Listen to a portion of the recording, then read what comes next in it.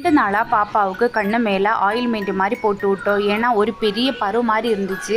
அது ஹீட்டினால அப்படின்னு நினைக்கிறேன். ஆனால் மெடிசின் கூட கேட்கல. பாப்பாவுக்கு இளநீர் குடிக்கணும்னு சொல்லிட்டு இளநீர் வாங்கி கொடுக்க போனோம். அப்போ அங்கே ஒரு தாத்தா தான் இளநீர் வெட்டி கொடுத்துட்டு இருந்தாரு. அந்த தாத்தா என்ன சொன்னாங்கன்னா, பாப்பாவுக்கு ராமக்கட்டி போட்டு விடுங்க அப்படின்னு சொன்னாங்க. அதே மாதிரியே ராமக்கட்டி வாங்கி அதை போட்டு விட்டுட்டு கொஞ்ச நேரம் முடித்தோன்னே அவளுக்கு அந்த பெயின் எல்லாம் போயிடுச்சு. அது சரியான உடனே அவள் கொத்து பரோட்டா வேணும் அப்படின்னு சொல்லிட்டு நாங்கள் போய் வாங்கிட்டு வந்தோம். கொத்து பரோட்டையாக வாங்கலை, பரோட்டா வாங்கிட்டு வந்து அவங்க அப்பா நல்லா செய்வாங்க. கொத்து பரோட்டா சூப்பராக பண்ணுவாங்க. ஏதோ சில ஐட்டம்ஸ் தான் பண்ணி கொடுங்க அப்படின்னு சொல்ல முடியும். ஏன்னா அவங்கள செய்ய வைக்கிறதே பெரிய கஷ்டம். பாப்பா சொன்ன வேறு வழி இல்லை, செஞ்சு கொடுத்து தானே ஆகணும்னு சொல்லிட்டு செஞ்சுட்டு இருந்தாங்க. அவங்க செய்கிற கொத்து பரோட்டா எனக்கு ரொம்ப பிடிக்கும். அவ்வளோ டேஸ்ட்டாக இருக்கும் செய்கிறது எல்லாமே.